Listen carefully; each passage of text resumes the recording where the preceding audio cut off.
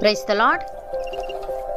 ఈరోజు దేవుని వాగ్దానము, దేవుడు ఆశ్చర్యముగా ఉరుముధ్వని చేయును, మనము గ్రహింపలేని గొప్ప కార్యములను ఆయన చేయును. యోబు గ్రంథము 37వ అధ్యాయము 5వ వచనము. సహోదరి సహోదరులారా, ఈ వాక్యం దేవుని సార్వభౌమ ప్రభావం, అనంత శక్తి మరియు మనిషి అర్థానికి అందని ఆయన కార్యాలను బోధిస్తుంది. ఇది 3 ప్రధాన విషయాలను సూచిస్తుంది. 1, ఉరుముధ్వని. ఇది దేవుని శక్తి మహిమకు సూచన. బైబిల్లో చాలా చోట్ల ఉరుము దేవుని గొప్పతనానికి పోలికగా చూపబడింది. మనకు ఉరుము ఎంత శక్తివంతంగా, ఆకస్మికంగా, భయంకరంగా అనిపిస్తుందో, అదేవిధంగా దేవుని శక్తి అపారమైనది. అది మన నియంత్రణలో ఉండదు. ఉరుమును మనం ఆపలేము, అలాగే దేవుని కార్యాలను మనిషి ఆపలేడు.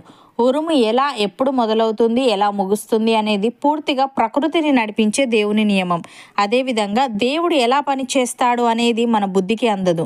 రెండవదిగా, మనము గ్రహింపలేని గొప్ప కార్యములను ఆయన చేయును. ఇందులో 2 భావాలు ఉన్నాయి. 1, దేవుడు చేసే ప్రకృతి కార్యాలు. 2, దేవుడు చేసే ఆధ్యాత్మిక లేదా జీవితంలో జరిగే కార్యాలు. మొదటిగా, ప్రకృతి కార్యాలు అంటే ఇవి మనిషి పూర్ణంగా అర్థం చేసుకోలేనివి. ఉదాహరణకు, భూమి, సముద్రాల లోతులు, ఆకాశము, ఋతువుల మార్పు, సూర్యుడు సరిగ్గా దూరంలో ఉండటం, జీవం ఏర్పడటం, ఇవన్నీ. శాస్త్రం కొంతవరకు వివరణ ఇస్తుంది, కానీ ఎందుకు ఇలా నిర్మించబడింది అనే ప్రశ్నకు సమాధానం దేవుని దగ్గరే. రెండవదిగా, దేవుడు చేసే ఆధ్యాత్మిక లేదా మన జీవితంలో జరిగే కార్యాలు మనకు అర్థం కాకుండా ఆయన జరిపే పనులు చాలాసార్లు మనకు మేలు చేస్తాయి. కొన్నిసార్లు దేవుడు దారిని మూసేస్తాడు, ఎందుకంటే అది ప్రమాదకరం. కొన్నిసార్లు దేవుడు కష్టాన్ని అనుమతిస్తాడు, ఎందుకంటే అది మనల్ని బలంగా మార్చుతుంది. కొన్నిసార్లు దేవుడు మౌనంగా ఉంటాడు, ఎందుకంటే సరైన సమయం రాలేదు. ప్రియులారా, దేవుడు పనిచేస్తున్నాడు, మన కోసం పనిచేస్తూనే ఉంటాడు. భక్తుడు ఈ విధంగా అంటున్నాడు, ఆయన మహావివేకి, అధిక బల సంపన్నుడు. ఆయనతో పోరాడ తెగించి హాని నొందని వాడెవడు? వాటికి తెలియకుండా పర్వతములను తీసివేయువాడు ఆయనే. ఉగ్రత కలిగి వాటిని బోర్లదోయువాడు ఆయనే. భూమిని దాని స్థలములో నుండి కదిలించువాడు ఆయనే. దాని స్తంభములు అదరజేయువాడు ఆయనే. ఉదయింపవద్దని ఆయన సూర్యునికి ఆజ్ఞాపింపగా అతడు ఉదయింపడు. ఆయన నక్షత్రములను మరుగుపరచును. ఆయన ఒక్కడే ఆకాశ మండలమును విశాలపరచువాడు. సముద్ర తరంగముల మీద ఆయన నడుచుచున్నాడు. ఆయన స్వాతి, మృగశీర్షము, కృతిక అను వాటిని దక్షిణ నక్షత్ర రాశులను చేసినవాడు. ఎవడునూ తెలుసుకొనలేని మహత్తైన కార్యములను, లెక్కలేనని అద్భుత క్రియలను ఆయన చేయుచున్నాడు అని. ప్రియులారా, దేని కాలమునందు అది చక్కగా నుండినట్లు సమస్తమును ఆయన నియమించి ఉన్నాడు. ఆయన శాశ్వత కాల జ్ఞానమును నరుల హృదయమందుంచి ఉన్నాడు, గాని దేవుడు చేయు క్రియలను పరిశీలనగా తెలుసుకొనుటకు అది చాలదు. అపోస్తలుడైన పౌలు ఈ విధంగా అంటున్నాడు, దేవుని స్వరూపి అయి ఉన్న క్రీస్తు మహిమను కనపరచు సువార్త ప్రకాశము వారికి ప్రకాశింపకుండు నిమిత్తము ఈ యుగ సంబంధమైన దేవత అవిశ్వాసులైన వారి మనోనేత్రములకు గ్రుడ్డితనము కలుగజేసెను. అంధకారములో నుండి వెలుగు ప్రకాశించునుగాక అని పలికిన దేవుడే తన మహిమను గూర్చిన జ్ఞానము యేసుక్రీస్తునందు వెల్లడిపరచుటకు మా హృదయములలో ప్రకాశించెను. గనుక మేము మమ్మును గూర్చి ప్రకటించుకొనుట లేదు, గాని క్రీస్తు యేసును గూర్చి ఆయన ప్రభువనియు, మమ్మును గూర్చి యేసు నిమిత్తము మేము మీ పరిచారకులమనియు ప్రకటించుచున్నాము.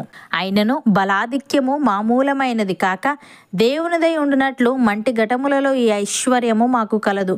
ఎటుపోయినను శ్రమపడుచున్నను ఇరికింపబడు వారము కాము.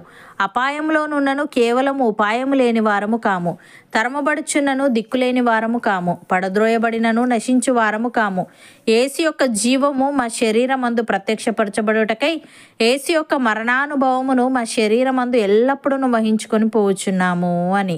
సహోదరి సహోదరులారా, మనం ఇక మీదట పసిపిల్లలమై ఉండి మనుష్యుల మాయోపాయముల చేత వంచనతోనూ తప్పు మార్గమునకు లాగు కుయుక్తితోనూ గాలికి కొట్టుకొని పోవునట్లు కల్పింపబడిన ప్రతి ఉపదేశమునకు ఇటు అటు కొట్టుకొని పోవచ్చు, అలల చేత ఎగరగొట్టబడిన వారమైనట్లుండక ప్రేమ కలిగి సత్యము చెప్పుచు క్రీస్తు వలె ఉండుటకు మనం అన్ని విషయములలో ఎదుగుదము. ఆయన శిరస్సై ఉన్నాడు.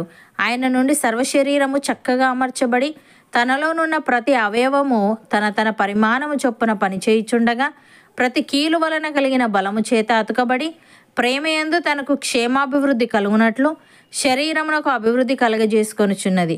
కాబట్టి అన్యజనులు నడుచుకొనున్నట్లు మీరిక మీదట నడుచుకొనవలదని ప్రభువునందు సాక్ష్యమిచ్చుచున్నాను.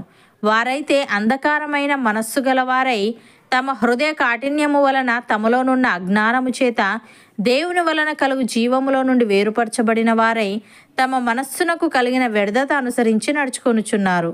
అవును అన్నవారు నాతో పాటు ప్రార్థనలో ఏకీభవించండి.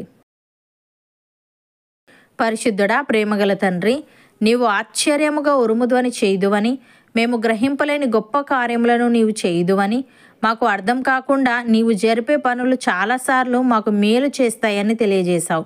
తను నీకు స్తుతులు.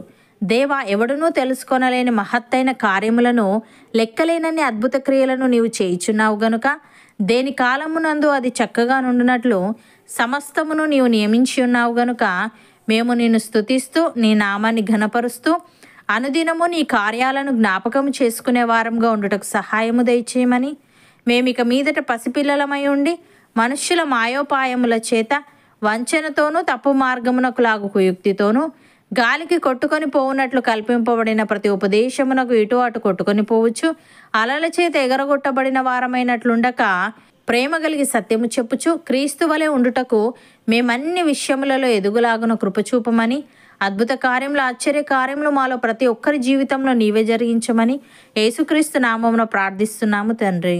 ఆమెన్.